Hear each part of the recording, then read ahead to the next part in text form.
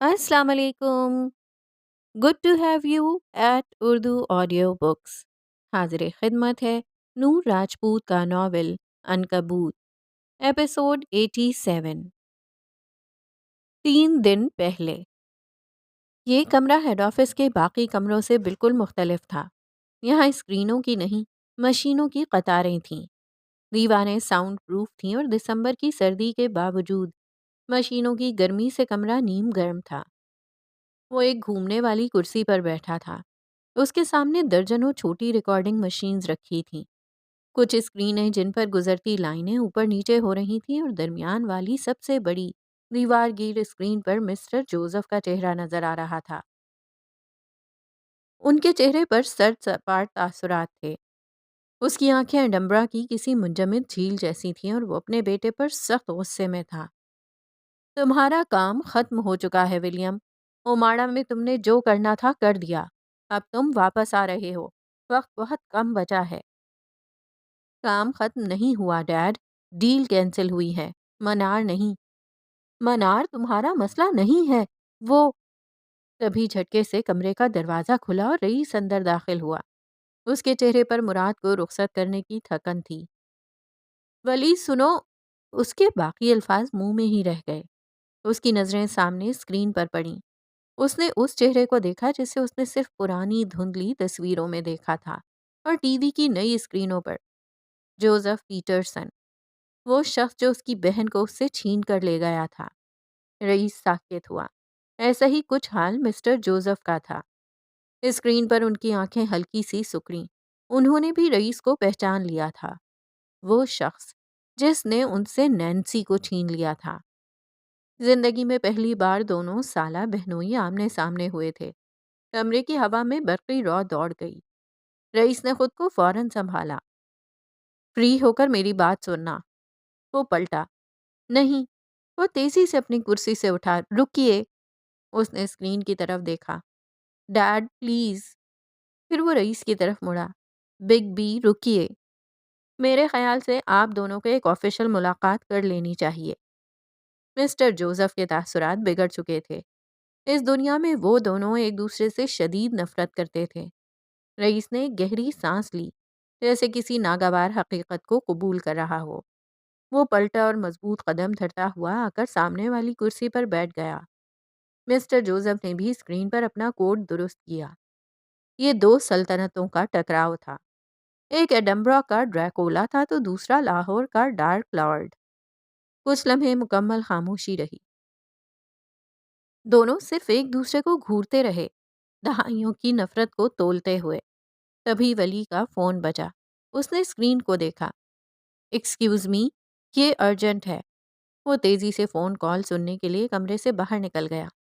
جیسے ہی دروازہ بند ہوا، کمرے میں دبا ہوا طوفان پھٹ پڑا. پہل رئیس نے کی. اس کی آواز دھیمی مگر تیزاب جیسی تھی. میری بہن کو مجھ سے چھین کر کیا ملا تمہیں؟ مسٹر جوزف کی اسکرین سے آتی آواز اتنی ہی سرد تھی. کبھی اپنے گریبان میں جھانکا ہے؟ نینسی کا کیا قصور تھا؟ نینسی کو میں نے نہیں مارا. رئیس کے لہجے میں تلخی تھی. مگر میری بہن، اسے تم نے ورغلایا. اسے خاندان سے توڑا اور پھر قید کر لیا. اس کا چہرہ شدت جذبات سے سرخ پڑ گیا. اسے قید تم لوگوں نے رکھا تھا. تم لوگوں نے اس سے رشتہ توڑا. مسٹر جوزف کی آواز میں طنز تھا. میں نے اسے آزادی دی تھی. آزادی؟ رئیس کے چہرے پر تلخی ابھری. ایک سرد ہنسی. تمہارے سائے میں. تم نے اسے ایک قید سے نکال کر دوسری قید میں ڈالا. وہ تمہاری وجہ سے مری جوزف. وہ تم لوگوں کی ضد کی وجہ سے مری. اگر تم لوگ اسے چین سے جینے دیتے، مگر نہیں. اورنگزیب خاندان کی ناک کٹ چکی تھی. دونوں کی آنکھوں میں شعلے تھے. کوئی ایک بھی اپنی غلطی ماننے کو تیار نہیں تھا. کئی لمحے ایک لمبی خاموشی چھائی رہی. پھر رئیس کرسی پر آگے کو جھکتے ہوئے بولا. مجھے تم زہر لگتے ہو. پسند بہن کی ہو تو بہنوئی زہر ہی لگتا ہے. رئیس کے جبڑے بھنج گئے. تم نے اس کی زندگی چھینی اور پھر تم نے اس کے بیٹے کو بھی اسی آگ میں جھونکا. وہ میرا بیٹا ہے. وہ جوزف کا خون ہے.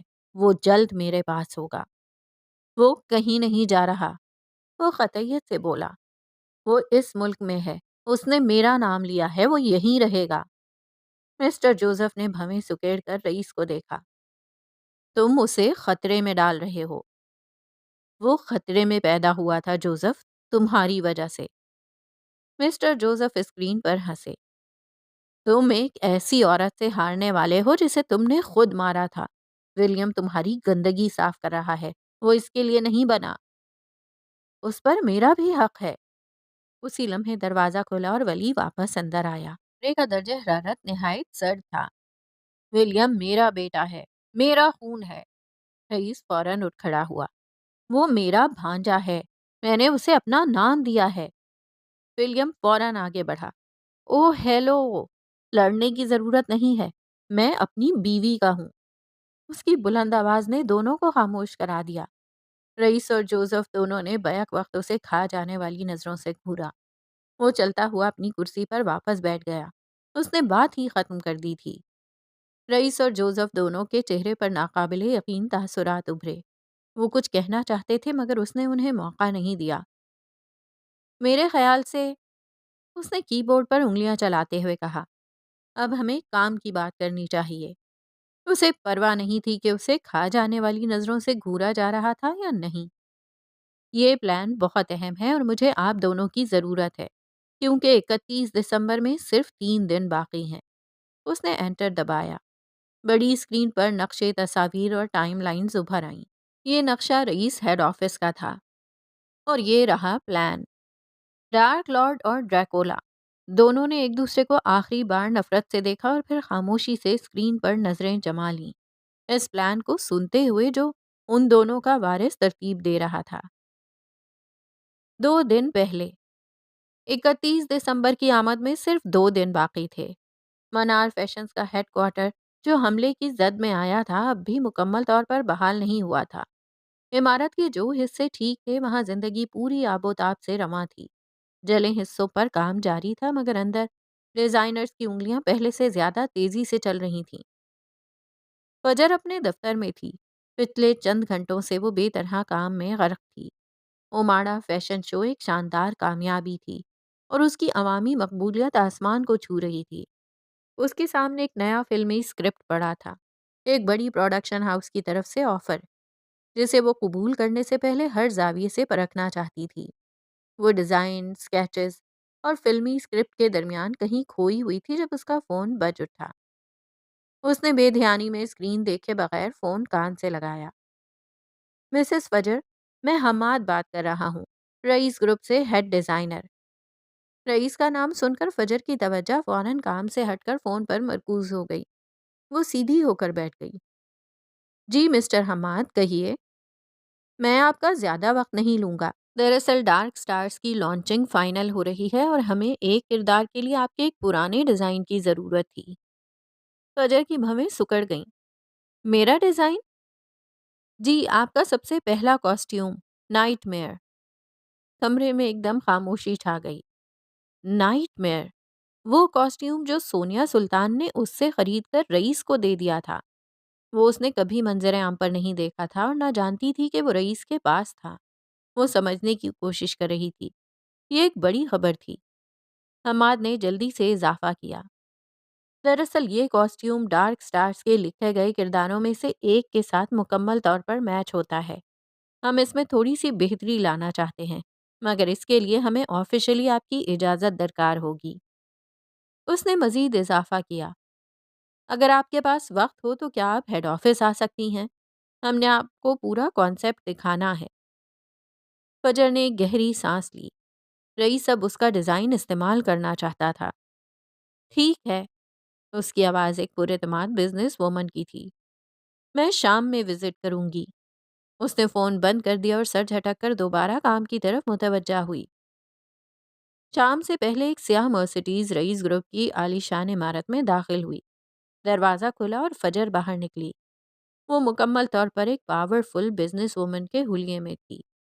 دسمبر کی ٹھنڈی ہوا میں اس نے ایک لمبا اسٹرکچرڈ کیمل وول کوٹ پہن رکھا تھا جس کے کالر کھڑے تھے۔ اس کے پاؤں میں تیز نوکیلی سیاہ اسٹیلیٹوز ہیلز تھیں۔ اور آنکھوں پر بڑے سیاہ شیڈز جمے تھے جو اس کے آدھے چہرے کو چھپائے ہوئے تھے۔ اس نے اپنا لیدر بیگ تھاما اور عمارت کے شیشے کے دروازوں سے اندر داخل ہوئی۔ یہاں فرش چمکتے ہوئے سیاہ ماربل کا تھا، جس میں اونچی چھتوں پر لگی کرسٹل لائٹس کا عکس پڑ رہا تھا۔ ہر طرف شیشے کی دیواریں اور مہنگا فرنیچر تھا۔ اس کی ہیلز کی ٹک ٹک کی آواز اس خاموش وسیع راہداری میں گونج رہی تھی۔ وہ آواز اعتماد کی تھی۔ اسٹاف اس کے راستے سے احتراماً ہٹ رہا تھا۔ وہ بلا وجہ نہیں آتی تھی، وہ آج مدعو کی گئی تھی۔ اس کا چشمہ اس کی آنکھوں پر تھا جس سے اس کے تاثرات کو پڑھنا ناممکن تھا۔ حماد خود اسے لینے کے لیے لابی میں موجود تھا۔ مس وجر، اس طرف۔ وہ اسے ڈارک سٹارز کے مخصوص ڈیزائن اسٹوڈیو میں لے گیا۔ کمرہ ڈیزائنرز، موڈ بورڈز اور جولری کے نمونوں سے بھرا پڑا تھا، اور کمرے کے عین وسط میں ایک لائف سائز مینیکوین پر روشنیوں کے جھرمٹ میں وہ کاسٹیوم کھڑا تھا، نائٹ میئر۔ سرخ اور سفید نیلے رنگ کا وہ شاہکار جسے فجر نے اپنے ٹوٹے ہوئے خوابوں سے بنا تھا۔ فجر اس کے سامنے جا کر رک گئی۔ اس نے اپنا چشمہ نہیں اتارا، البتہ آنکھوں میں حسرت سی تھی۔ اس وقت اسے یہ بیچنا پڑا تھا۔ حماد نے احتیاط سے بات شروع کی۔ یہ ہے ایک چھوڑی ہوئی ملکہ کا کانسیپٹ جسے اس کی سلطنت سے نکال دیا جاتا ہے، مگر وہ واپس آتی ہے، ایک نائٹ میئر کی طرح اور ہیروں سے زیادہ چمکدار۔ ڈیزائنرز کی ٹیم خاموشی سے اسے دیکھ رہی تھی۔ فجر نے گاؤن پر ہاتھ پھیرا۔ وہی کپڑا، وہی کڑھائی۔ آپ اس میں کیا بہتری لانا چاہتے ہیں؟ اس نے بالآخر پوچھا۔ اس کی آواز اس کے چشمے کی طرح بے تاثر تھی۔ حماد نے ایک اسکیچ اٹھایا۔ ہم اس کے ساتھ ایک کرسٹل کا تاج شامل کرنا چاہتے ہیں، اسے مزید شاہانہ دکھانے کے لیے، مگر اصل روح یہی رہے گی۔ فجر خاموش رہی۔ وہ جانتی تھی یہ صرف ایک میٹنگ نہیں تھی، یہ رئیس کا ایک اور پیغام تھا۔ وہ اس کے ماضی کو، اس کے پہلے ہتھیار کو، اپنی سب سے بڑی جنگ ڈارک سٹارز کا حصہ بنا رہا تھا۔ اس کاسٹیوم سے کوئی چھیڑ چھاڑ نہیں کی جائے گی۔ اگر یہ آپ کی ڈارک سٹارز کلیکشن سے میچ نہیں کر رہا تو کوئی مسئلہ نہیں، پر اس میں کوئی تبدیلی نہیں ہوگی، کم از کم میری مرضی سے تو نہیں، باقی جو آپ لوگوں کی مرضی۔ وہ مسکرا کر کہتی باہر نکل گئی۔ پیچھے حماد کلس کر رہ گیا۔ میٹنگ کے بعد وہ نیچے مرکزی ہال میں آئی جہاں پرسکون ماحول میں فلک اس کا انتظار کر رہی تھی۔ ہال کی دیواریں شیشے کی تھیں، جہاں باہر غروب آفتاب کی دھیمی سی نارنجی شعاعیں پھیلی ہوئی تھیں۔ وہ دونوں ایک کونے میں صوفے پر بیٹھی تھیں۔ ان کے درمیان کچھ ڈیزائن، سکیچز اور کاغذات تھے۔ وہ بڑی دلجمعی سے نائٹ میئر کاسٹیوم کے حوالے سے ہونے والی میٹنگ اور آنے والے ڈارک سٹارز پروجیکٹ پر گفتگو کر رہی تھیں۔ اوپر ہال کے گرد گھومتی بالائی بیلکنی پر سیکیورٹی کے ایک نقطے پر میسم پل بھر کو ٹھہر گیا۔ وہ روبوٹ 2.0 کے نام سے جانا جاتا تھا، جو ہر وقت ایک مکمل سیاہ سوٹ میں ملبوس اپنے سیاہ چشموں کے پیچھے دنیا سے بے نیاز رہتا تھا۔ مگر اس وقت اس کے اندر ایک عجیب بے چینی تھی۔ وہ اپنے سیاہ چشمے کے پیچھے سے نیچے ہال میں بیٹھی فلک کو دیکھ رہا تھا۔ فلک مسکرا رہی تھی۔ وہ خوبصورت لگ رہی تھی۔ اس کے چہرے پر ایک عجیب سی معصومیت اور ذہانت تھی۔ میسم کے دل میں کہیں ایک بے اختیار دھڑکن نے جنم لیا۔ یہ وہ دل تھا جو صرف فلک کے لیے دھڑکنے لگا تھا۔ اس کے قریب آہٹ کے بغیر کوئی آ کھڑا ہوا، ہاتھ ریلنگ پر جما دیے۔ اسے پسند کرتے ہو تو کہہ کیوں نہیں دیتے؟ ولی کی آواز ابھری۔ میسم ٹھٹک گیا۔ وہ ساکت کھڑا رہا جیسے اس کے سسٹم نے کوئی ایرر دے دیا ہو۔ میں ایک سیکیورٹی ہیڈ ہوں۔ میرا کام سیکیورٹی دینا ہے، مالکن پر نظر رکھنا نہیں۔ مالکن پر نظر رکھنا؟ وہ مسکرایا۔ آنکھیں جھوٹ نہیں بولتی میسم۔ میں دیکھ سکتا ہوں جب وہ تمہاری حدود سے گزرتی ہے تو تمہارے سیکیورٹی کوڈز میں گڑبڑ ہو جاتی ہے۔ تم صرف چند لمحوں کو جی رہے ہو، ان لمحات کو جب تم اسے دیکھ سکتے ہو۔ میسم سختی سے اپنی ریلنگ پر جمے ہاتھ کی گرفت مضبوط کر گیا۔ میں ایسا کچھ نہیں سوچتا۔ تم نفی کرو گے کیونکہ تم ایک سپاہی ہو، مگر دل تو انسانی ہے نا میسم، اور دل پر کس کا اختیار ہوتا ہے؟ اس کی نظریں فجر پر ٹھہر گئیں۔ اسے کھو دینے کا خوف آج بھی ویسا ہی تھا۔ میسم ایک لمحے کے لیے خاموش ہوا۔ آپ جانتے ہیں وہ کون ہیں؟ وہ باس کی منگیتر رہ چکی ہیں۔ ہاں، میں یہ بھی جانتا ہوں کہ بگ بی اس سے محبت نہیں کرتے۔ یہ میرا مسئلہ نہیں ہے، میسم نے مضبوطی سے کہا۔ میرے دل پر اختیار نہیں تھا، مگر میرے دماغ پر ہے، اور میں ایسا کچھ بھی نہیں سوچ سکتا۔ تم ایک اچھے انسان ہو، کیا وہ محبت کی مستحق نہیں؟ وہ وہ باس کی امانت ہے۔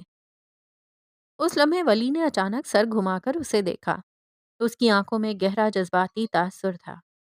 کیا تم سچائی سے واقف نہیں ہو؟ میں اتنا جانتا ہوں کہ میں ساری عمر باس کے حکم پر فلک صاحبہ کے ساتھ سائے کی طرح رہ سکتا ہوں، انہیں ہر خطرے سے بچا سکتا ہوں، مگر وہ ایک لمحے کو رکا۔ اس کی آواز میں اذیت گھل گئی۔ مگر میں اپنا وقت، ان کا رشتہ کبھی خراب نہیں کروں گا۔ ولی نے گہری سانس لی۔ کچھ محبتیں بس قربانی دینا جانتی ہیں، خاموشی سے قربان ہو جاتی ہیں۔ یہ محبت کی سب سے تکلیف دہ شکل ہے۔ یہ میری ڈیوٹی ہے اور اس سے بڑا کوئی اعزاز نہیں۔ وہ نہیں چاہتا تھا کہ کوئی اس کی کمزوری کو جان پائے۔ وہ بادشاہ کی امانت پر نظر نہیں ڈال سکتا تھا۔ ولی نے اپنے ہاتھ ریلنگ سے ہٹائے اور گہری سانس لی۔ مجھے یقین ہے کہ اگر وقت آیا تو تم اس کے لیے اپنی جان دے دو گے۔ یہ میرا اعزاز ہوگا۔ وہ سنجیدگی سے بولا۔ نشان زدہ چہرے والا شخص مسکرا دیا۔ مگر اسے بتاؤ گے نہیں کہ تم اسے پسند کرتے ہو؟ کبھی نہیں۔ میسم کی آواز فیصلہ کن تھی۔ ولی نے میسم کے کندھے پر ہاتھ رکھا اور اسے ہلکا سا دبایا۔ ٹھیک ہے، مگر جب جنگ ختم ہو جائے، جب تم بادشاہ اور ان کی امانت کو بچا لو، تب یہ ڈیوٹی کا سوٹ اتار کر ایک بار، صرف ایک بار اپنے دل کی سننا۔ میسم نے کوئی جواب نہیں دیا۔ وہ نیچے فلک کو دیکھتا رہا جو اب مسکراتی ہوئی فجر کے ساتھ ہال سے باہر نکل رہی تھی۔ اس نے ایک طویل سرد سانس لی۔ ولی بھی پلٹ گیا۔ میسم وہیں کھڑا رہا۔ اس کا کام سیکیورٹی دینا تھا، مگر اس وقت اس کے اپنے سینے میں وہ ایک انسان کے دل کو سیکیور کر رہا تھا، ایک ایسا دل جو ہمیشہ بند رہنا تھا۔ ایک دن پہلے گھر میں ایک عجیب کاٹ کھانے والی خاموشی تھی، مگر چھت کی بیلکنی پر دسمبر کی اس ہلکی دھوپ میں ماحول مختلف تھا۔ فلک ایک موٹی بنی ہوئی شال لپیٹے ریلنگ کے پاس کھڑی تھی۔ اس کی آنکھیں رات بھر جاگنے سے ہلکی سی سوجی ہوئی تھیں، مگر چہرے پر اب ایک ٹھہراؤ تھا، ایک فیصلہ تھا۔ فخر اس کے ساتھ چائے کا کپ لیے کھڑا تھا۔ تم بہت سمجھدار ہو چکی ہو فلک۔ اس نے خاموشی کو توڑا۔ جب اپنے چھوڑ جائیں تو سمجھداری خود ہی آ جاتی ہے بھائی، اس نے گہری سانس لیتے کہا۔ اس کے اپنوں نے ناتا توڑ لیا تھا۔ وجاہت عالمگیر اور بشارت بھائی نے دوبارہ اس سے بات نہیں کی تھی۔ نہیں، یہ سمجھداری نہیں، یہ بہادری ہے۔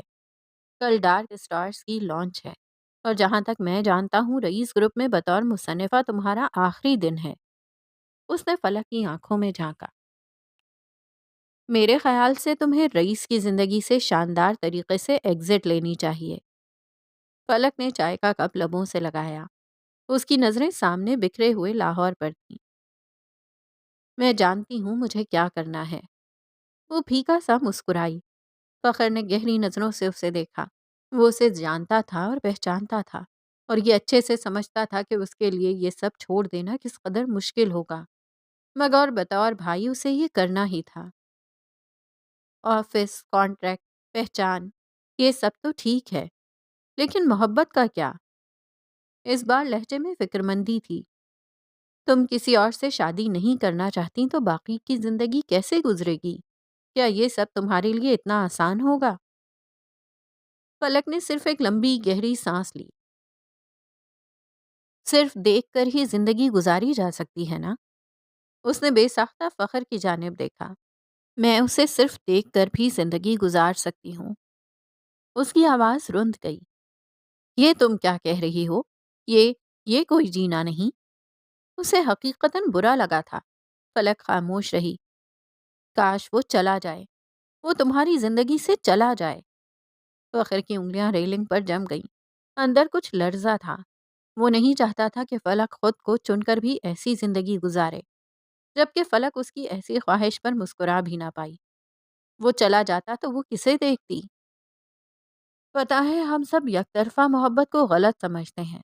ہم سوچتے ہیں محبت حاصل کرنے کا نام ہے، کہ اگر وہ مل گیا تو جیت، نہ ملا تو ہار۔ یہ سچ نہیں ہے۔ محبت تو بس ہو جاتی ہے۔ یہ ایک احساس ہے جو ہمارے اندر زندہ رہتا ہے، ہمیں زندہ رکھتا ہے۔ ہاں، ہم کسی کے پیچھے بھاگنا چھوڑ دیتے ہیں، ہم ضد کرنا چھوڑ دیتے ہیں، اس سے امیدیں لگانا چھوڑ دیتے ہیں، اس کی بے رخی پر رونا چھوڑ دیتے ہیں، لیکن ہم اس سے محبت کرنا نہیں چھوڑ سکتے۔ وہ ہمارے اختیار میں نہیں ہوتا۔ میں نے یہ سب بہت پہلے کر لیا تھا فخر بھائی۔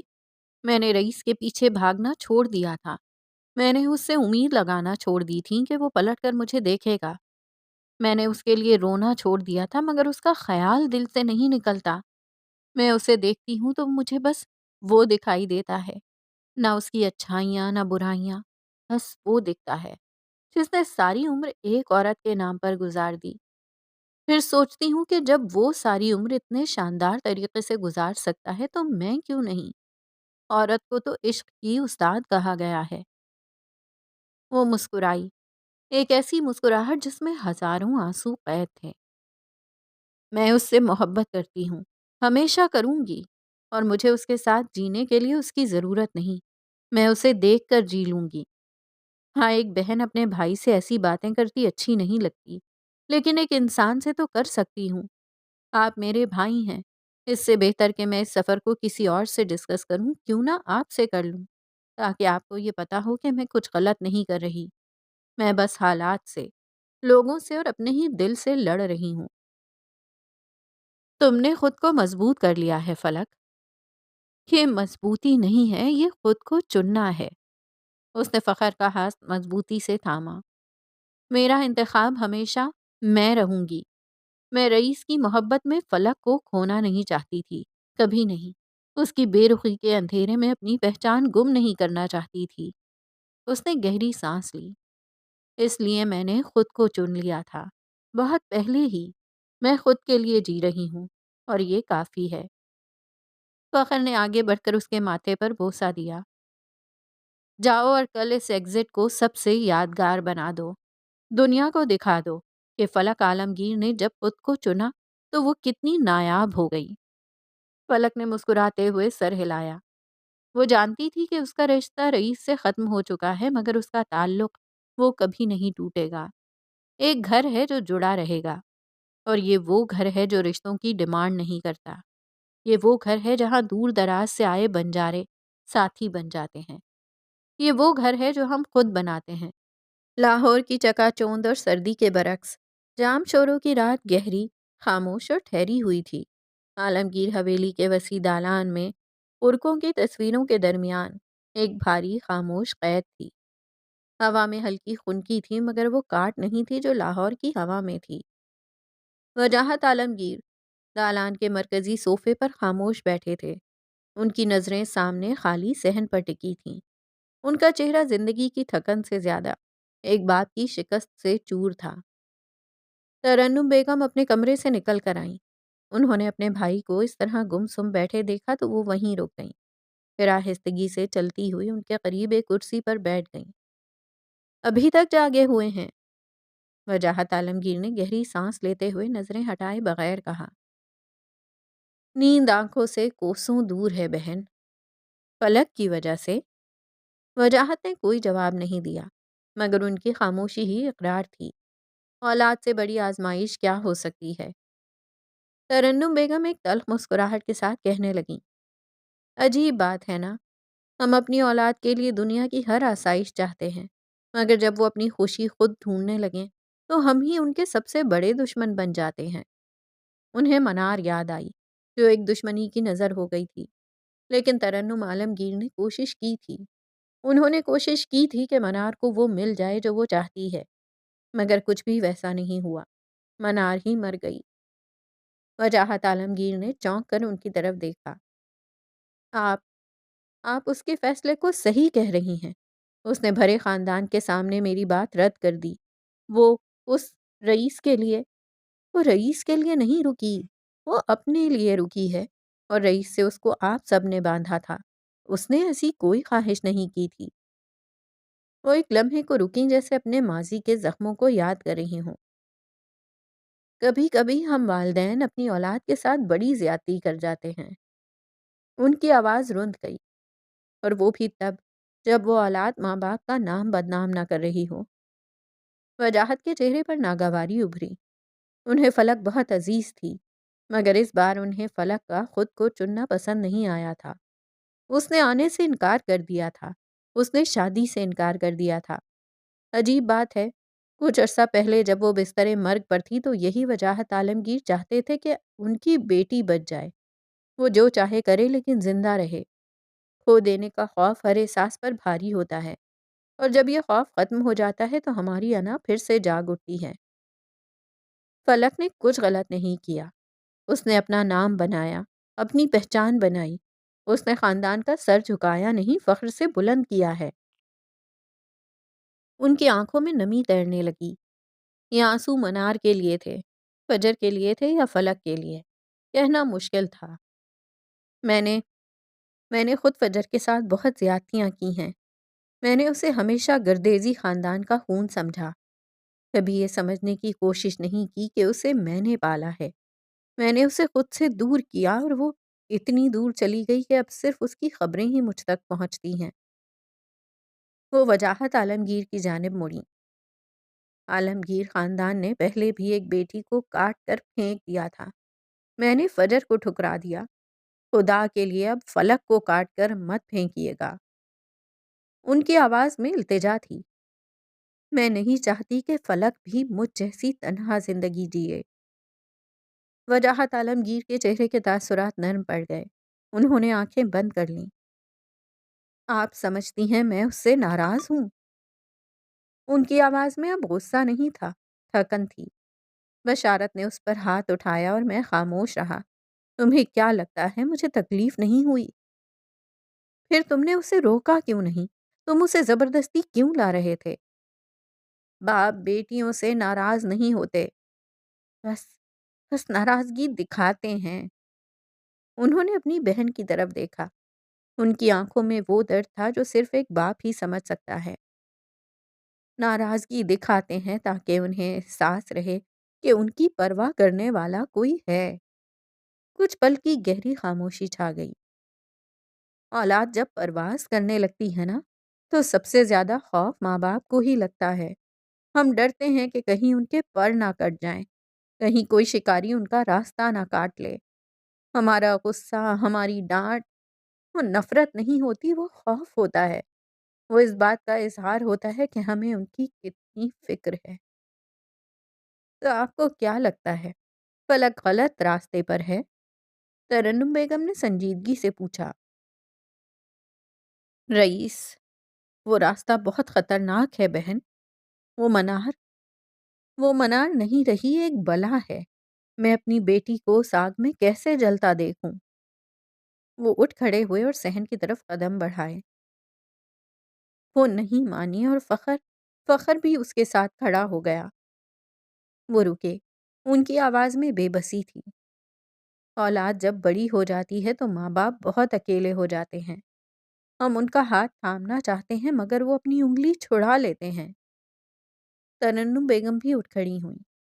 بوڑھے چہرے پر پشمردگی تھی۔ منار کی واپسی نے انہیں توڑ دیا تھا۔ جس بات کا انہیں خوف تھا وہ ہو چکا تھا۔ وہ تم سے دور نہیں گئی وجاہت، وہ صرف اپنی جگہ بنا رہی ہے۔ دعا کریں کہ اس کی بنائی ہوئی جگہ محفوظ ہو۔ انہوں نے آسمان کی جانب رخ کرتے کہا۔ حویلی کی خاموشی میں وہ بہن بھائی کھڑے حویلی کی خاموشی میں دو بہن بھائی کھڑے تھے۔ ایک اپنی بیٹی کے کیے پر پچھتا رہی تھی اور دوسرا اپنی بیٹی کے مستقبل سے خوفزدہ تھا۔ ہوائی اڈے کی رن وے پر جہاز کے انجنوں کی گڑگڑاہٹ فضا میں گونج رہی تھی، جیسے کوئی بڑا راز دفن کیا جا رہا ہو۔ مراد عالم جہاز کی فرسٹ کلاس کی ایک کھڑکی کے پاس بیٹھا تھا۔ اس کی آنکھوں میں گہری تھکن تھی، جو پچھلی رات کی بے خوابی اور اندرونی خلفشار کا نتیجہ تھی۔ اس نے رئیس کا حکم مان لیا تھا۔ 20 سال، زندگی کے وہ 20 سال جو اس نے ایک سائے کی طرح، ایک ڈھال کی طرح رئیس کے پہلو میں گزارے تھے، آج وہ سب کچھ پیچھے چھوڑ کر جا رہا تھا۔ اس کے ساتھ والی سیٹ پر اس کی بیوی آصفہ تھی۔ جو بھی ہوا تھا یا ہو رہا تھا وہ اس سے خوفزدہ تھی، مگر وہ اس جھمیلے سے دور جا رہی تھی، اس پر مطمئن تھی۔ مراد نے باہر اندھیرے میں لپٹے ہوئے لاہور کے افق کو دیکھا۔ کل ڈارک سٹارز کی عظیم الشان لانچ تھی، وہ ایونٹ جس کے لیے اس نے دن رات ایک کیے تھے، وہ وہاں ہونا چاہتا تھا۔ وہ جشن اس کا بھی تھا، مگر قسمت نے ساتھ نہیں دیا۔ وہ وہاں نہیں ہو سکتا تھا جہاں اسے ہونا چاہیے تھا۔ میں یہاں کیوں نہیں ہوں گا؟ اس کے اندر سے ایک تیز چیخ اٹھی۔ کیوں میں اس جشن میں شامل نہیں ہوں گا جو میرا ہے؟ اس کے ہونٹ کانپنے لگے، گلا رند گیا۔ وہ صرف ایک جی ایم، ایک ڈیزائنر یا ایک ساتھی نہیں تھا، وہ رئیس اورنگزیب کا وزیر تھا۔ وہ اس کا سب سے قیمتی مہرہ تھا جو اب خود بادشاہ کے حکم پر بساط سے ہٹایا جا رہا تھا۔ اسے اس بات کا سب سے زیادہ درد تھا کہ رئیس اسے سی آف کرنے بھی نہیں آیا تھا۔ اسے آنا چاہیے تھا۔ اس کا دل سسک رہا تھا۔ ایک بار، بس ایک بار آ کر کندھے پر ہاتھ رکھتا اور کہتا کہ تمہاری ضرورت پڑے گی، جلدی لوٹنا۔ لیکن وہ نہیں آیا تھا، کیونکہ وہ جانتا تھا کہ اگر وہ آتا تو مراد کبھی نہ جا پاتا۔ یہ رئیس کا آخری بے آواز الوداع تھا۔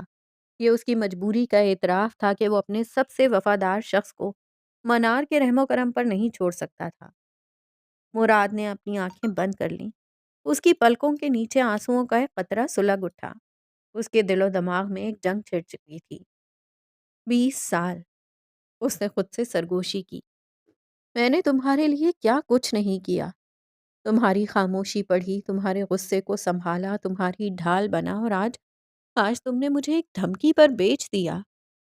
اس کے اندر کی بغاوت کچھ دیر کے لیے جاگی، مگر اگلے ہی لمحے 20 سال کی وفاداری غالب آ گئی۔ نہیں، تم نے مجھے بیچا نہیں۔ اس نے اپنے اندرونی درد کو تسلیم کیا۔ تم نے مجھے بچایا ہے۔ تم نے میرے گھر کو منتخب کیا اپنی سلطنت پر۔ اس کے ذہن میں رئیس کا آخری جملہ گونجا۔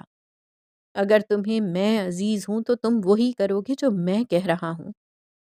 یہ التجا نہیں تھی، یہ وفاداری کی آخری آزمائش تھی۔ مراد نے وہ آزمائش پار کر لی تھی۔ اس نے بے آواز ایک سسکی بھری۔ اس کا ہاتھ بے ساختہ اس کی جیب میں چلا گیا جہاں ایک چھوٹا سا پتھر تھا، وہ پتھر جو اسے ایک بار رئیس نے مذاق میں دیا تھا جب مراد نے کہا تھا کہ وہ اس کے لیے چاند تارے بھی توڑ لائے گا۔ مراد نے وہ پتھر نکال کر اپنی ہتھیلی میں دبا لیا۔ یہ اس کا سارا ماضی تھا۔ جہاز نے دھیرے دھیرے رن وے پر حرکت شروع کر دی۔ مراد نے آخری بار پلٹ کر دیکھا اس طرف جہاں رئیس کا ہیڈ آفس تھا، ایک اونچا تاریک تنہا برج۔ تمہیں زندہ رہنا ہوگا رئیس، اس نے انتہائی دھیمی ٹوٹی ہوئی آواز میں کہا۔ میں نے تمہاری امانت بچا لی، اب تم اپنی امانت کو بچاؤ۔ جہاز نے رفتار پکڑی اور اندھیرے آسمان میں بلند ہو گیا۔ مراد عالم اپنے بادشاہ سے دور ایک نئی دنیا کی طرف روانہ ہو چکا تھا۔ اس کے آنسو اس کے چہرے پر خشک ہو رہے تھے اور دل میں ایک گہرا زخم تھا۔ اس وقت قبرستان میں سرد ہوا اور ہلکی کوہر چھائی ہوئی تھی۔ دسمبر کی تیز ہوا میں درختوں کے پتے بجھتی سانسوں کی طرح تھر تھرا رہے تھے۔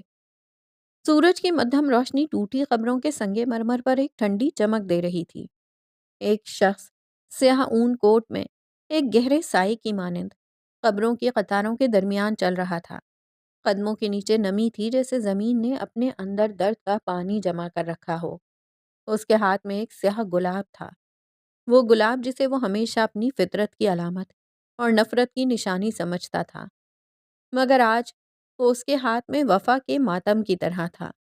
وہ ایک قبر کے سامنے جا کر رک گیا۔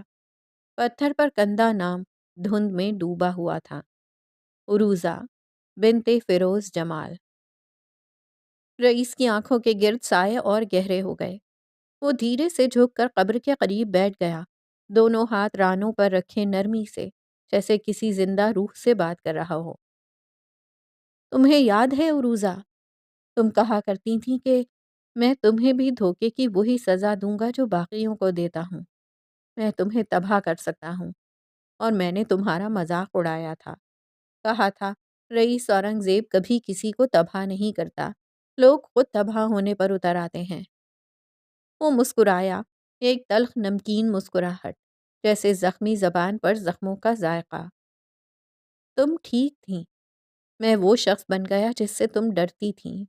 میں نے تمہیں مار دیا اپنے ہی ہاتھوں سے۔ اس نے عروزہ کے قبر پر نگاہ جمائے رکھی۔ اور اب میں خود اپنے اندر دفن ہوں۔ تمہارا درد میرے وجود کا ابدی قبرستان بن چکا ہے۔ پیچھے درخت پر بیٹھا کوا اچانک اڑا۔ ایک لمحے کو منظر ویسا لگا جیسے وقت رک گیا ہو۔ کبھی کبھی سوچتا ہوں اگر تم بچ جاتی، اگر اس دن میں تمہاری بات نہ مانتا اور بندوق نیچے رکھ دیتا، تو شاید میری کہانی کسی اور موڑ پر ختم ہوتی۔ شاید تم اب بھی میرے پاس ہوتی، میرے اندھیروں کو سنبھالتی، میرے لیے ڈھال بنی رہتی۔ وہ اپنا چہرہ اپنے ہاتھ کی پشت پر رکھ کر بیٹھا رہا۔ آج میری زندگی کا سب سے اہم موڑ ہے۔ کل ڈارک سٹارز لانچ ہو رہا ہے، ہمارا سب سے بڑا خواب، اور تم میرے ساتھ نہیں ہو، اور مراد بھی نہیں۔ میں نے اسے دور بھیج دیا۔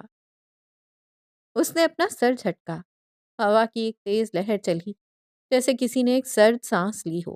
اس کے بال ماتھے پر آ گرے۔ اس نے انگلیوں سے انہیں پیچھے کیا اور آہستہ سے کہا، لیکن میں یہ کبھی نہیں بھولوں گا کہ تم نے مجھے ایکسپلائٹ کیا۔ میری کمزوری جانتے ہوئے بھی تم نے مجھے استعمال کیا۔ اس کی آنکھیں نم ہوئیں، لبوں پر وہی تلخ مسکراہٹ لوٹ آئی۔ وہ کافی دیر وہیں بیٹھا رہا، کبھی قبر کے کتبے کو دیکھتا، کبھی اپنے ہاتھوں کو، جن پر اب بھی خون کی لکیر جیسے دکھائی دیتی تھی۔ میں نے سب جیت لیا عروزہ، شہرت، دولت، طاقت، لیکن تمہارے بعد جو ہارا وہ شاید سب سے قیمتی تھا۔ میں خود سے ہار گیا۔ اس نے گہری سانس لی جیسے دل کی راکھ میں کوئی چنگاری باقی ہو۔ کل ڈارک سٹارز کی لانچ ہے۔ تمہارا خواب تھا نا، وہ آسمان جس میں سب روشنی تمہاری ہو، اب وہ لانچ تمہارے نام ہے، لیکن تم نہیں ہو۔ خاموشی طویل ہو گئی۔ اس کے بعد اس نے کوٹ کی جیب سے ایک چھوٹا سا سفید کاغذ نکالا، طے شدہ کاغذ، پھر سیاہ گلاب کے نیچے رکھ دیا۔ یہ میرا جواب ہے تمہارے آخری سوال کا۔ وہ اٹھا، لمحہ بھر قبر پر نگاہ ڈالی اور دھیرے دھیرے واپس چلنے لگا۔ دسمبر کی دھند نے اس کے نقش قدم مٹا دیے۔ وہ ہمیشہ کی طرح تنہا اور بوجھل تھا۔ کچھ دیر بعد ایک اور سایہ قبرستان کے دروازے سے داخل ہوا۔ سفید بال، بھاری چال، فیروز جمال، عروزہ کا باپ۔ وہ آہستہ آہستہ اس قبر تک پہنچا جہاں ابھی چند لمحے پہلے رئیس گیا تھا۔ گلاب پر جھکی نگاہ، پھر وہ چھوٹی سی تہہ کی ہوئی چٹ اس کی نظر میں آئی۔ اس نے جھک کر وہ چٹ اٹھائی، لفظ صاف، قلم مضبوط، وہ رئیس کا ہی خط تھا۔ اور تمہیں میری معافی کی ضرورت نہیں، نہ مجھے تمہاری۔ اس سے کوئی فرق نہیں پڑتا کہ تم معاف کرو یا نہ کرو۔ میری باقی تمام زندگی تم میری روح میں ایک زخم کی طرح رہو گے، اور میں تمہاری روح میں، اور یہی مناسب ہے۔ دوستویفسکی۔ فیروز جمال کے ہاتھ لرز گئے، چہرے پر آنسوؤں کی ایک لہر ابھری، بغیر آواز کے، بغیر دکھاوے کے۔ ہوا کی تیزی نے چادر ان کے چہرے پر اڑائی۔ انہوں نے آنکھیں بند کر لیں، پھر دوبارہ کھول کر قبر کو دیکھا۔ گلاب اب بھی اپنی جگہ تھا، سیاہ، نرم اور سرد۔ انہوں نے قبر کے سرہانے ہاتھ رکھا، پھر پلٹ کر جاتے ہوئے رئیس کو دیکھا۔ وہ عروزہ کی خواہش پر اس سے سوال بھی نہیں کر سکتے تھے، مگر اسے معاف کیسے کر دیتے؟ خدا کرے وہ تمہیں وہی دکھ دے جو تمہارے دل میں باقی رہے۔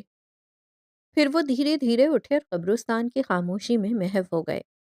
وہ ابدی گلٹ اور وفا کا ماتم اب قبر پر دفن ہو چکا تھا۔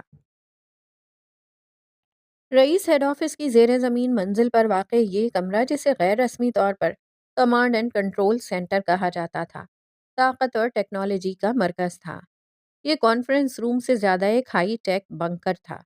دیواریں مکمل طور پر ساؤنڈ پروف بلیک گلاس کی تھیں، جس کے باہر رئیس کا سونے کا تاج والا لوگو چسپاں تھا۔ اندر کا ماحول شدید ٹھنڈا تھا۔ دیواروں پر چھوٹی بڑی درجنوں اسکرینیں تھیں، جو اس سلطنت کے ہر اہم کونے، ہوٹل کی ہر راہداری اور پارٹی کے ہر زاویے سے لائیو فیڈز دکھا رہی تھیں۔ سرورز کی تیز مسلسل گونج کمرے کی واحد آواز تھی۔ فرش گہرے سرمئی رنگ کا تھا، مگر کمرے کے بالکل بیچوں بیچ ایک مربع حصہ تھا جو ہلکے آئیوری رنگ کا تھا، جیسے کسی مقدس یا فیصلہ کن جگہ کی نشاندہی کر رہا ہو۔ ولی اسی آئیوری مربع پر کھڑا تھا، اس کے چہرے پر گہرا غیر متزلزل ارتکاز تھا۔ وہ سیاہ ٹکسیڈو میں ملبوس تھا، مگر اس کی آنکھوں میں پارٹی کی چمک نہیں، ایک فوجی کی چوکسی تھی۔ میسم اس کے سامنے تھا، اس کی آنکھیں بھی لائیو فیڈ پر تھیں، لیکن اس کی توجہ ولی پر تھی۔ تمہیں لگتا ہے یہ کام کرے گا؟ میسم نے نگاہیں ایک اسکرین سے ہٹاتے اسے دیکھا۔ ولی نے کوئی جواب نہیں دیا۔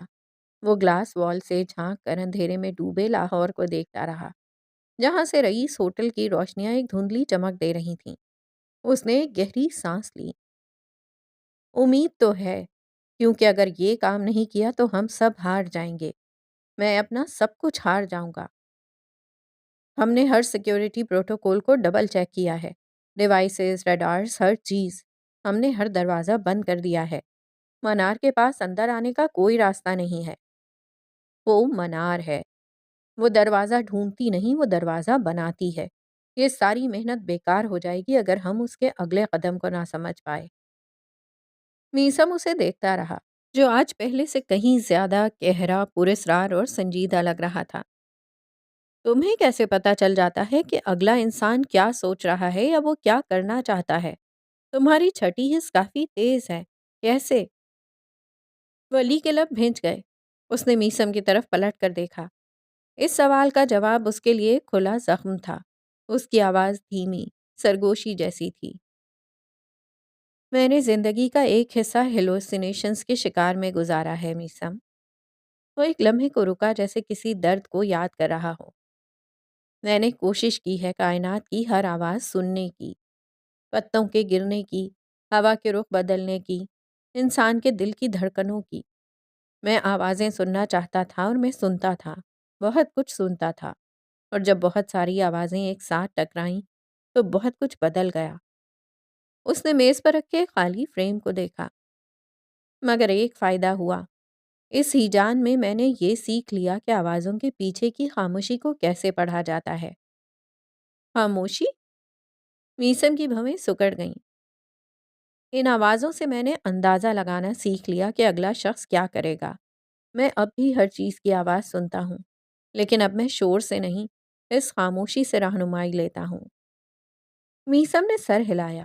یہ فلسفہ اسے حیران کر گیا۔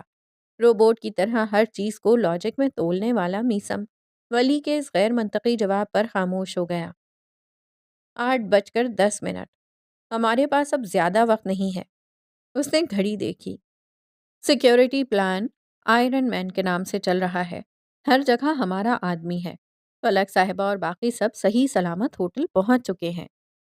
اس نے اطمینان کی ایک گہری سانس لی۔ یہ اس کا واحد سکون تھا۔ وہ ایک لمحے کے لیے اس آئیوری مربع پر کھڑا رہا، جیسے خود کو آنے والے چیلنج کے لیے تیار کر رہا ہو۔ پھر اس نے اپنا کوٹ درست کیا اور سیدھا ہو گیا۔ دونوں خاموشی سے کمرے سے باہر نکلے اور باہر کی روشنی میں گم ہو گئے۔ رئیس ہوٹل میں جشن شروع ہو چکا تھا۔ 26 گھنٹے پہلے رئیس ہوٹل کا مرکزی بال روم ایک جیتی جاگتی کہکشاں تھا۔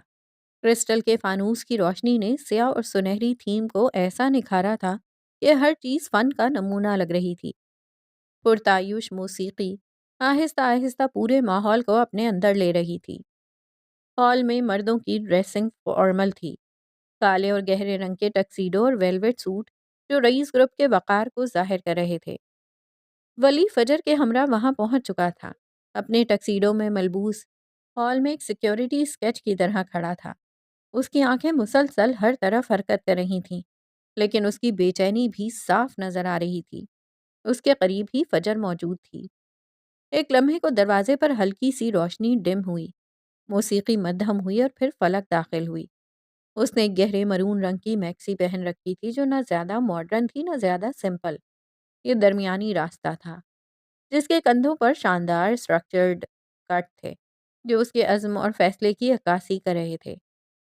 شال کو وقار سے کندھوں پر ڈالے وہ فخر کے ساتھ آئی، جس نے اسے بازو سے تھام رکھا تھا۔ جیسے ہی وہ مرکزی ہال میں داخل ہوئی، تمام نگاہیں اس پر اٹھ گئیں۔ کیمروں کی فلیش لائٹس جو اب تک دوسرے مہمانوں پر تھیں جیسے خودکار طریقے سے گھوم کر فلک پر مرکوز ہو گئیں۔ اس کی چال میں ایک عجیب ٹھہراؤ تھا۔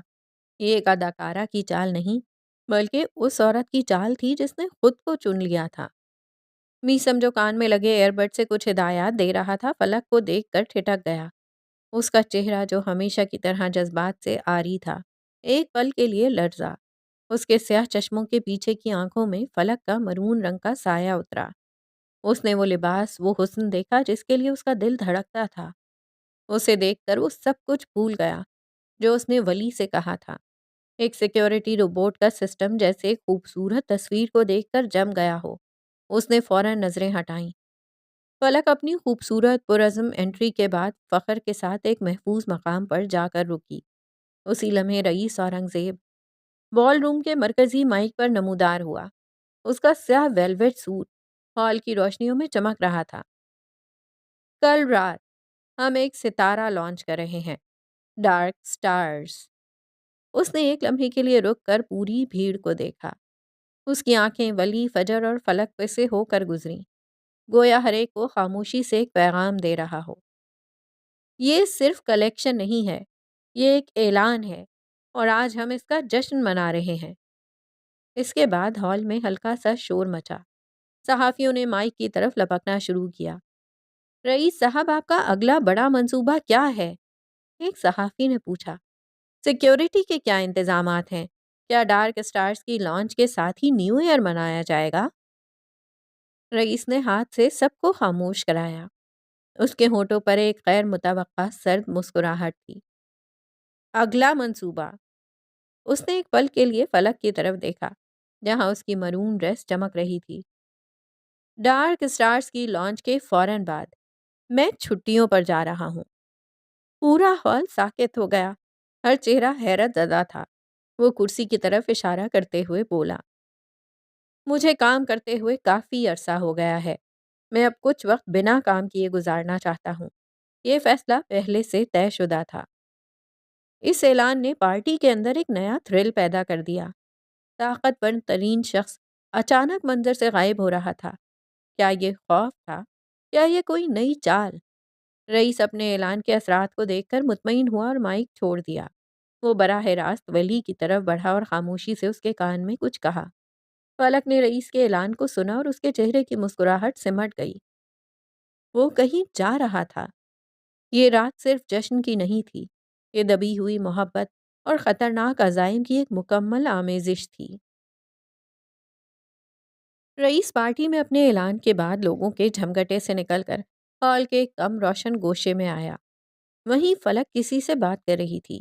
مرون میکسی میں ملبوس فلک آج ایک ایسی کتاب لگ رہی تھی جسے پڑھنے کا اختیار صرف چند لوگوں کو تھا۔ رئیس سیدھا فلک کے سامنے آ کر رک گیا۔ اس کا چہرہ اب بھی سرد تھا مگر آنکھوں میں ایک پرانی جانی پہچانی سی چمک تھی۔ میں تمہیں تمہاری زہر خوردہ پری پر مبارکباد دینا چاہتا تھا۔ فلک مسکرائی۔ آپ کا شکریہ۔ سنا ہے اس نے مارکیٹ میں دھوم مچا دی ہے اور وہ ہماری لانچ سے زیادہ بڑی خبر بننے کے درپے ہے۔ کیا مجھے تمہیں سراہنا چاہیے؟ بات تو تب بنے گی جب آپ واقعی میری کتابیں پڑھیں گے۔ محض چارٹس دیکھ کر تعریف کرنا آسان ہے۔ رئیس نے آہستگی سے اپنا کوٹ درست کیا۔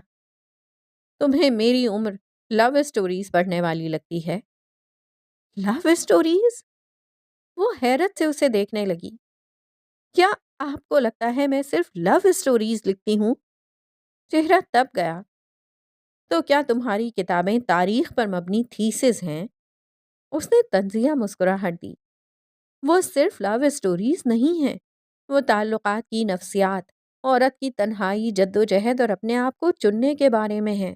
وہ ہر اس لڑکی کے لیے ہیں جو آپ جیسے مردوں کی سرد مہری سہ رہی ہے۔ رئیس کے لب بھینچ گئے۔ تو پھر تم شادی کیوں نہیں کر لیتی؟ اچانک غیر متوقع طور پر سوال کیا گیا۔ یہ سن کر فلک کے چہرے پر موجود مسکراہٹ، اس کی آنکھوں کی چمک اور اس کی ساری شرارت غائب ہو گئی۔ اس کا چہرہ بے تاثر اور آنکھیں گہری ہو گئیں۔ میں کسی کا انتظار کر رہی ہوں۔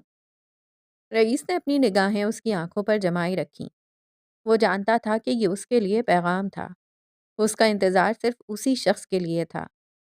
ہو سکتا ہے جس کا تم انتظار کر رہی ہو اس کے پاس وقت نہ ہو، وہ اپنی پوری زندگی کسی جنگ، کسی وعدے یا کسی ذمہ داری میں جینے کا عادی ہو۔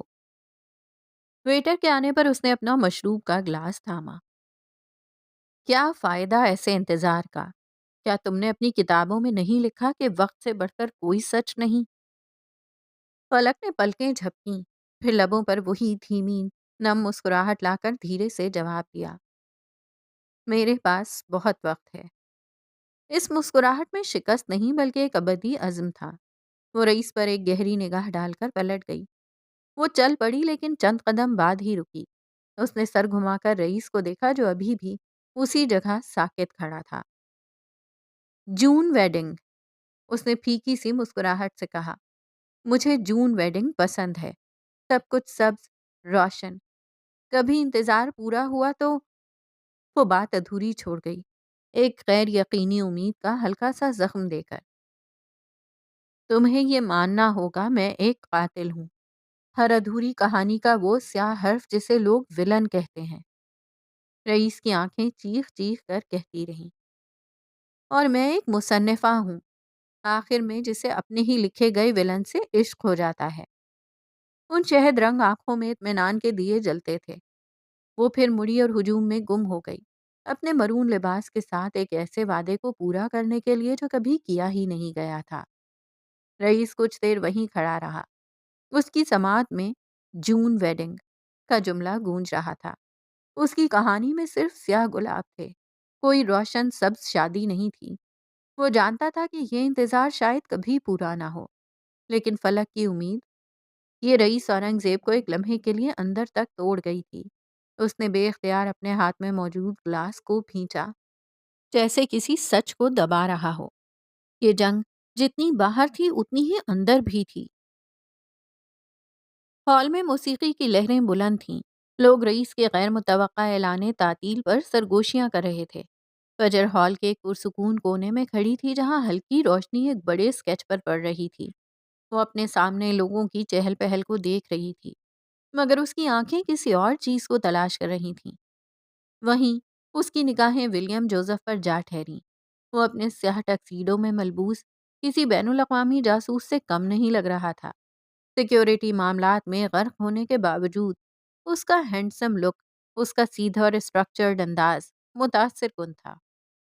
فجر اپنی جگہ پر کھڑی رہی، بے اختیار اسے دیکھ رہی تھی۔ اس کی نگاہوں میں تعریف، تجسس اور ایک شرارتی سی کشش تھی۔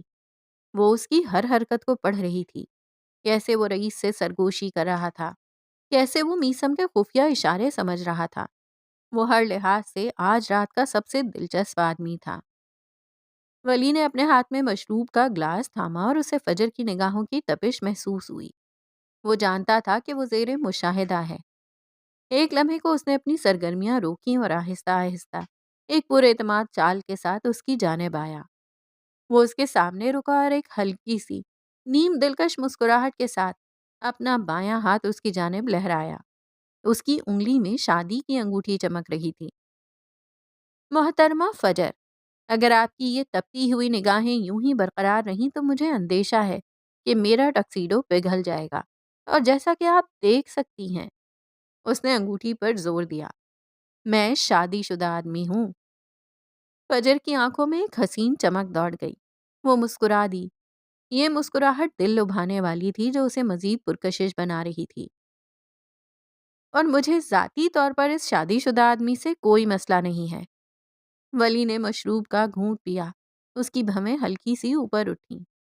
آپ کو بھلے نہ ہو میڈم فجر معراج، لیکن میرے خیال سے میری بیوی کو ہوگا، اور میں ان کے لیے ہرگز کوئی مشکل پیدا نہیں کرنا چاہتا۔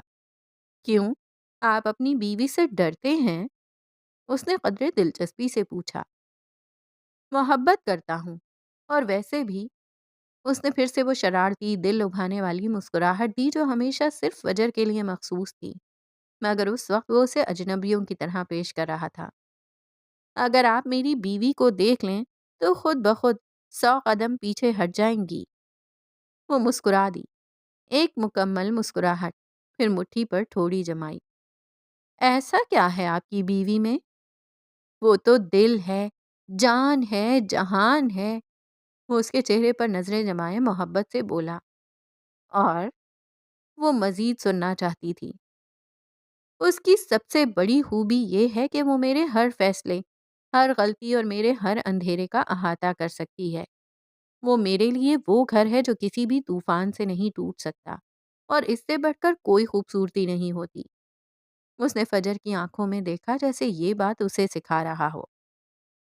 آپ کی بیوی واقعی خوش قسمت ہے، اور میں اس سے زیادہ خوش قسمت۔ فجر نے ایک لمبی سانس لی۔ اس نے اپنے گلاس کو میز پر رکھا۔ ٹھیک ہے، تو کیا مسٹر ولیم جوزف، آپ اس رات میں ایک شادی شدہ آدمی کی حیثیت سے ہی رہیں گے؟ میں ہمیشہ وہی رہتا ہوں جو میری بیوی مجھے دیکھنا چاہتی ہے، یعنی ایک وفادار، ہینڈسم اور انتہائی مصروف پی اے۔ تو پھر مصروف رہیں۔ وہ جھکی اور اس کے کان میں دھیمی سی سرگوشی کی۔ مجھے فی الوقت آپ کی بیوی سے جلن ہو رہی ہے۔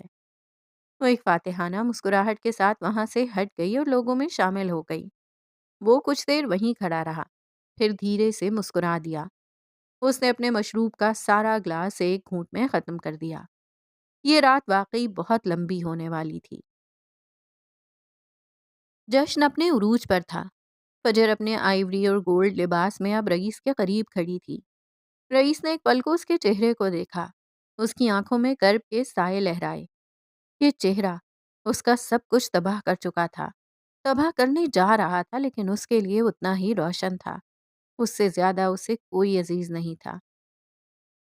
کیا آپ کو مجھے اپریشیٹ نہیں کرنا چاہیے؟ اس نے ابرو اٹھا کر پوچھا۔ کس لیے؟ اس کی ساری سختیاں گھل گئیں۔ اس چہرے پر، ان آنکھوں میں صرف نرمی ہی نرمی تھی۔ یہ میرا پہلا نائٹ میئر آپ کی سب سے بڑی کلیکشن کا حصہ بننے جا رہا ہے۔ میں نے ہر بار خود کو گرنے پر کھڑا کیا کہ میں نے پہچان چھیننے والوں کو نہیں بخشا۔ کیا آپ کو مجھے سراہنا نہیں چاہیے؟ وہ جس مان سے پوچھ رہی تھی، رئیس بس اسے دیکھے گیا۔ پھر اس نے اپنے دائیں ہاتھ کو اٹھتے دیکھا، پھر فجر کے بالوں کو چھوتے پایا۔ تم نے بہت اچھا کیا، مجھے تم پر فخر ہے۔ وہ چند لمحے دیکھتی رہی، پھر نم آنکھوں سے مسکرا دی، مگر اس کی مسکراہٹ جلد سمٹ گئی جب اس نے رئیس کے عین پیچھے دور دروازے سے منار کو ہال میں داخل ہوتے دیکھا۔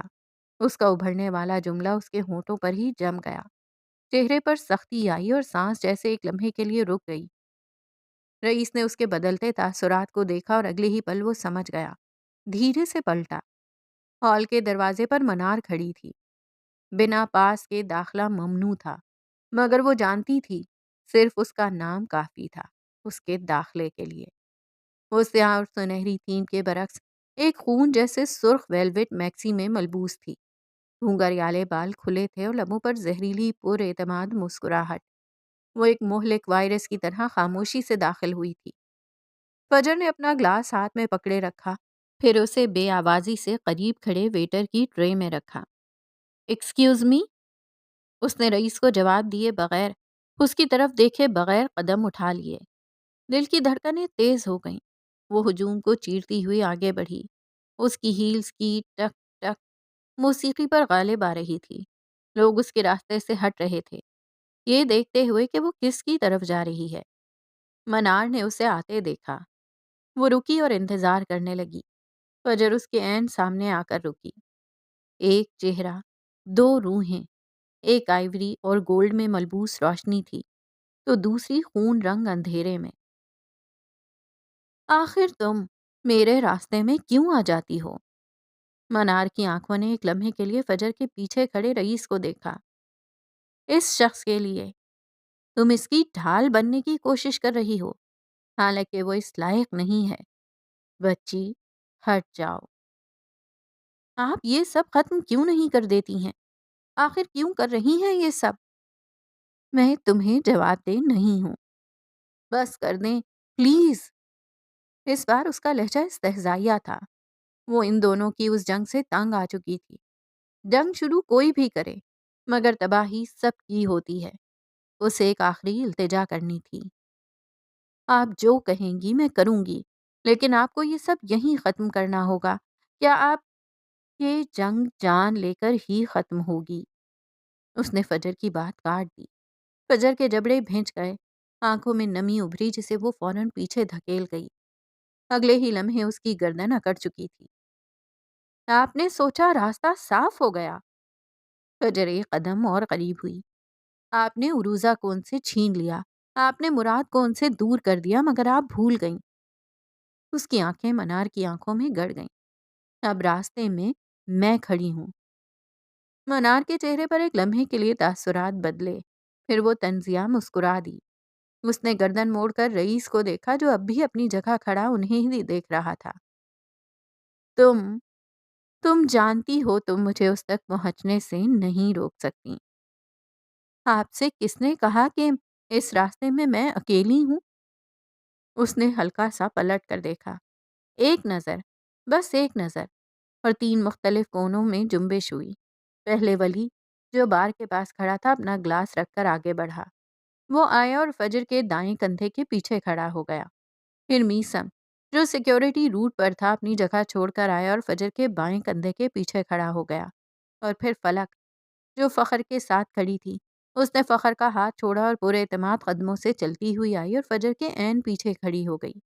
وہ چاروں اب ایک وی شکل میں کھڑے تھے۔ فجر اس تکون کی نوک تھی۔ منار کی مسکراہٹ وہیں جم گئی۔ اس کی آنکھیں سکڑ گئیں۔ اس نے فجر کو دیکھا، پھر ولی، میسم اور فلک کو دیکھا۔ اس کی مسکراہٹ سمٹ گئی۔ 2 ساتھیوں کو اس کی زندگی سے نکالا تھا اس نے، مگر 4 اور آ گئے تھے۔ رئیس یہ دلچسپی سے دیکھ رہا تھا، مگر چہرہ سپاٹ تھا، آنکھیں جتاتی ہوئی تھیں۔ ان آنکھوں میں اور بھی بہت کچھ تھا۔ معراج الدین کی جس بیٹی کے دھوکے سے وہ ڈرتا تھا، جس کے انکاری ہونے سے ڈرتا تھا، وہ تو اسے سب سے پہلے تسلیم کرنے والی تھی۔ وہ تھی جو اس کی حرمت کے لیے دنیا جلا سکتی تھی۔ انکاری، وہ اسے اپنا سربراہ بنا چکی تھی۔ کیا ہوا اگر منار معراج نے اسے رد کیا تھا؟ فجر معراج نے اسے اپنایا تھا، اسے تسلیم کیا تھا۔ کبھی کبھی کچھ رشتے اذیت تو دیتے ہیں مگر مرہم بھی خود بنتے ہیں۔ کچھ رشتے جو ہمارا ہاتھ پکڑ کر ہمیں اندھیروں سے نکال لاتے ہیں۔ کچھ رشتے جو ہم سے ہر نحوست کو ہٹا دیتے ہیں۔ رئیس اورنگزیب کے لیے فجر معراج وہی رشتہ تھی۔ اس نے گہری سانس لی اور چلتا ہوا اس تکون کے قریب آیا۔ وہ منار کے سامنے نہیں، فجر کے پاس آ کر رکا تھا۔ مجھے ان سے کچھ ضروری بات کرنی ہے۔ اس نے فجر کو دیکھا۔ تم لوگ انجوائے کرو۔ فجر نے اپنے جبڑے بھینچ لیے۔ وہ یہ جنگ ابھی لڑنا چاہتی تھی، مگر بادشاہ کا حکم آ چکا تھا۔ وہ نہ چاہتے ہوئے بھی ایک قدم پیچھے ہٹی۔ ولی، میسم اور فلک بھی اس کے ساتھ پیچھے ہٹ گئے، لیکن انہوں نے اپنی پوزیشن نہیں چھوڑی۔ وہ اب بھی ایک حفاظتی حصار بنائے ہوئے تھے۔ ہال کے تمام نظریں صرف ان 2 لوگوں پر تھیں، رئیس اورنگزیب اور منار معراج، جس کا چہرہ بڑے سے چشمے کے پیچھے چھپا ہوا تھا۔ ہال کے بیچوں بیچ اب صرف 2 ہی کردار تھے، رئیس اور منار۔ آس پاس کا شور، موسیقی کی آوازیں اور لوگوں کی سرگوشیاں سب ایک ڈسٹارشن کی طرح پیچھے ہٹ چکی تھیں۔ ولی، فجر، میسم اور فلک کچھ فاصلے پر مگر چوکنا کھڑے تھے، ایک لمحے کے بھی وقفے کے لیے تیار۔ رئیس نے منار کی سرخ رنگت کو دیکھا، پھر قدرے سرد لہجے میں نگاہیں سیدھی اس کی آنکھوں میں ڈالتے ہوئے پوچھا، تم یہاں کیا کر رہی ہو؟ دیکھنے آئی ہوں کہ تم اپنی آنے والی تباہی کا جشن کیسے منا رہے ہو۔ اس نے زہریلی مسکراہٹ سجائے کہا۔ رئیس کے لب پر بھلکوں بھج گئے، پھر ایک پتھریلی مسکراہٹ ابھری۔ تمہارے لیے افسوس منار، تم ہمیشہ 1 سیکنڈ لیٹ ہوتی ہو۔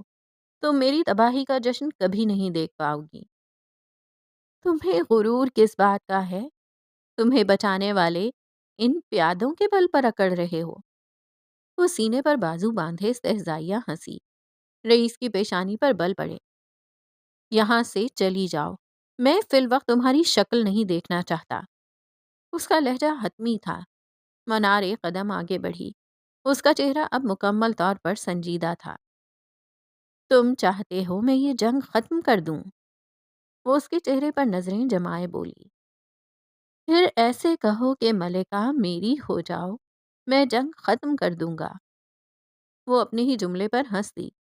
رئیس نے ضبط سے جبڑے بھینچے۔ تمہیں کیا لگتا ہے تم یہ جنگ جیت سکتی ہو؟ اور جنہیں تم پیادے کہہ رہی ہو؟ اس نے گردن گھما کر فجر اور ولی کے حفاظتی حصار کو دیکھا۔ میرے ایک حکم پر یہ سب اپنی جان دینے کو تیار ہیں۔ ہاں، وہ ان پر اتنا اثر رکھتا تھا، وہ سب پر اتنا ہی اثر رکھتا تھا۔ منار ہنستی۔ اور تمہارے پاس انہیں دینے کے لیے کیا ہے کھوکھلے آدمی؟ صرف پیسہ اور اقتدار؟ اس کا لہجہ مزید زہر خند ہوا۔ میرے پاس دینے کے لیے کیا ہے اور کیا نہیں، یہ میرا مسئلہ ہے۔ اس کے دل کی دھڑکن تیز ہو رہی تھی، مگر وہ اپنے چہرے پر کوئی تاثر نہیں آنے دے رہا تھا۔ میں کل کی لانچ کے بعد جا رہا ہوں۔ اب تم کس پر وار کرو گی؟ ایک لاپتہ آدمی پر؟ اس نے نیا پتا پھینکا۔ تم بھاگ رہے ہو؟ منار کی آنکھیں چھوٹی ہو گئیں۔ میں اسٹریٹجی بنا رہا ہوں، لیکن تم یہ جان لو کہ رئیس اورنگزیب ایک سایہ ہے۔ تم سائے پر کیسے حملہ کرو گی؟ منار نے ایک طویل سانس لی۔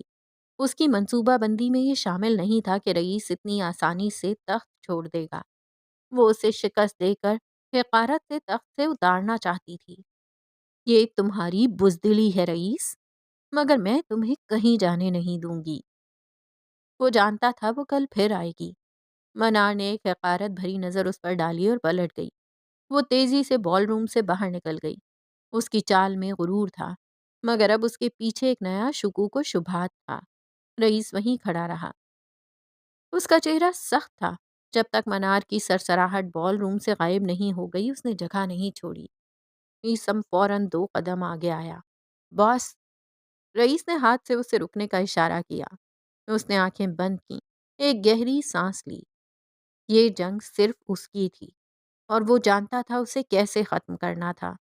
وہ ایک لمحے کو وہاں کھڑا رہا، پھر پلٹ کر ان چاروں کو دیکھا۔ سب ٹھیک ہے، انجوائے کرو۔ وہ خود تیزی سے ہال سے نکل گیا۔ آنے والی اگلی رات رئیس ہوٹل کی تاریخ میں ڈارک سٹارز کی رات کے نام سے یاد کی جانے والی تھی۔ 19 گھنٹے پہلے شہر ابھی رات کی سیاہ چادر میں لپٹا سو رہا تھا۔ صرف چند روشنیاں تھیں جو اس گہری خاموشی کو توڑ رہی تھیں۔ رئیس اپنے آفس میں کھڑا تھا۔ اس کا چہرہ سپاٹ، آنکھیں بے خوابی سے سرخ، مگر ان میں ایک ٹھہرا ہوا عزم تھا۔ وہ پچھلی رات کے جشن کی تھکن سے بے نیاز آج کی جنگ کے لیے تیار تھا۔ اس نے گہری سانس لی اور میز کی دراز سے ایک چھوٹا سیاہ دھاتی باکس نکالا۔ یہ باکس نہ قیمتی تھا، نہ اس پر کوئی نشان تھا، مگر اس کا وزن رئیس کے ہاتھ پر کسی سلطنت سے زیادہ بھاری تھا۔ پھر وہ آفس سے نکلا۔ اس کے قدموں کی آہٹ خالی راہداریوں میں گونج رہی تھی۔ وہ لفٹ کے بجائے سروس سیڑھیاں استعمال کرتا ہوا اس خفیہ منزل پر پہنچا جہاں کمانڈ اینڈ کنٹرول سینٹر تھا۔ دروازے پر اس کے ہاتھ کا نشان اسکین ہوا اور بھاری ساؤنڈ پروف دروازہ ایک دھیمی ہس کے ساتھ کھل گیا۔ اندر کمرہ خاموش تھا۔ سرورز کی سبز اور نیلی بتیاں اندھیرے میں جگنوؤں کی طرح چمک رہی تھیں۔ ہوا ٹھنڈی تھی۔ وہ چلتا ہوا کمرے کے عین وسط میں آیا، اسی آئیوری مربے پر جہاں کچھ گھنٹے پہلے ولی کھڑا تھا۔ اس نے ہاتھ میں پکڑے باکس کو دیکھا۔ کمرہ روشن ہوا تو اچانک اس کے سامنے ماضی کا منظر ایک فلم کی طرح چلنے لگا۔ اسی کمرے میں تیز روشنیاں تھیں۔ سرورز اپنی پوری رفتار سے کام کر رہے تھے۔ عروزہ مرکزی کنسول پر بیٹھی تھی، اس کی انگلیاں تیزی سے کی بورڈ پر چل رہی تھیں۔ رئیس اس کے پیچھے کھڑا تھا۔ باس، کیا واقعی یہ ضروری ہے؟ یہ پروٹوکول 0 ہے۔ یہ بہت خطرناک ہے۔ ہاں، یہ بہت ضروری ہے عروزہ۔ ہر سلطنت کو ایک فیل سیف کی ضرورت ہوتی ہے۔ عروزہ نے کچھ ٹائپ کیا۔ اسکرین پر کوڈز کی سرخ لکیریں دوڑ گئیں۔ ہو گیا انٹیگریٹڈ۔ اس نے پیچھے ہٹتے ہوئے وہی سیاہ باکس جو اس وقت کنسول سے جڑا تھا رئیس کی جانب سرکایا۔ اس کی آنکھوں میں ایک فکر تھی۔ میں نہیں چاہتی آپ اسے کبھی استعمال کریں۔ یہ آخری راستہ ہے۔ اگر آپ نے اسے استعمال کیا پھر واپسی کا کوئی راستہ نہیں بچتا۔ وہ فکر مندی سے دیکھتے کہہ رہی تھی۔ وہ نہیں چاہتی تھی اس کے باس کبھی اس ٹیکنالوجی کا استعمال کریں جو انہوں نے کسی بڑے حادثے کے لیے تیار کر رکھی تھی۔ مجھے امید ہے اس کی ضرورت ہمیں کبھی نہیں پڑے گی، وہ سنجیدگی سے کہہ رہا تھا۔ اور پھر منظر ہوا میں تحلیل ہو گیا۔ رئیس نے گہری سانس لی۔ روزہ جانتی تھی، مگر وہ یہ بھی جانتی تھی کہ رئیس آخری راستے چننے کا عادی تھا۔ اب روزہ نہیں تھی، وہ اکیلا تھا اور اسے ایک راستہ چننا تھا۔ اس نے ہاتھ میں پکڑا وہ باکس کھولا۔ اندر سیاہ مخمل پر ایک چھوٹی سی چپ رکھی تھی، چند ملی میٹرز کی ایک شفاف ڈسک، جس کے اندر مائکرو فلامنٹس کا ایک جال بچھا تھا۔ یہ ایک subdermal biometric plus transmitter تھا، ایک ایسا آلہ جو جلد کے نیچے نصب ہو کر سیدھا دل کی دھڑکنوں سے جڑ جاتا تھا۔ وہ اس باکس کو لے کر ایک اسکرین کے سامنے آیا اور پھر جھکتے ہوئے اس نے کچھ کھانے منتخب کیے، اور پھر اس نے وہ چپ اٹھا لی۔ پھر اس نے اپنی سفید شرٹ کا کف کھولا اور آستین اوپر اٹھائی۔ اس نے اس شفاف چپ کو اپنی بائیں کلائی پر عین اس جگہ رکھا جہاں نبض سب سے واضح محسوس ہوتی ہے۔ چپ کے مرکز پر انگوٹھا رکھا اور زور سے دبایا۔ ایک تیز ٹھنڈی چبھن، وہ بائیو ٹرانسمیٹر اس کی جلد کے نیچے پھسل گیا اور اس کے ٹیشوز کے ساتھ جڑ گیا۔ ایک لمحے کے لیے اس کی نبض تیز ہوئی، پھر معمول پر آ گئی۔ یہ اب اس کے وجود کا حصہ تھا۔ یہ پروٹوکول زیرو تھا، ایک ڈیڈ مین سوئچ۔ یہ ٹرانسمیٹر اب اس کے دل کی دھڑکن سے جڑ چکا تھا۔ یہ وہ ٹرانسمیٹر ہے جو ایک بار کسی مالک کی دھڑکن سے جڑ جاتا ہے اور دھڑکن رکتی ہے تو یہ ٹرانسمیٹر اپنا آخری طاقتور سگنل بھیجتا ہے، اور اس سگنل سے جڑے سلطنت کے ہر خفیہ سرور، ہر ڈیٹا بیس اور ہر وہ جگہ جو منتخب ہوتی ہے، سب ایک ہی لمحے میں دھماکے سے اڑ جاتے ہیں۔ وہ کھڑکی میں آ کھڑا ہوا جس کے اوپر رئیس گروپ کا لوگو چمک رہا تھا۔ اس نے ہاتھ پینٹ کی جیبوں میں ڈالے اور ایک سرد مسکراہٹ اس کے لبوں پر دوڑ گئی۔ آنکھوں میں پراسرار سی چمک تھی۔ کئی لمحے وہ وہیں کھڑا رہا۔ اس کے تصور کے پردے پر آنے والے وقت کے مناظر گھوم رہے تھے۔ بہت کچھ ترتیب پا گیا تھا۔ اس نے ایک گہری سانس لی اور پھر کمرے سے باہر نکل آیا۔ فجر کی اذان کی آواز قریب تھی۔ وہ اپنی سلطنت میں اکیلے گھوم رہا تھا۔ صرف 19 گھنٹے باقی تھے، اور آج شام کا سورج جانے کیا لانے والا تھا۔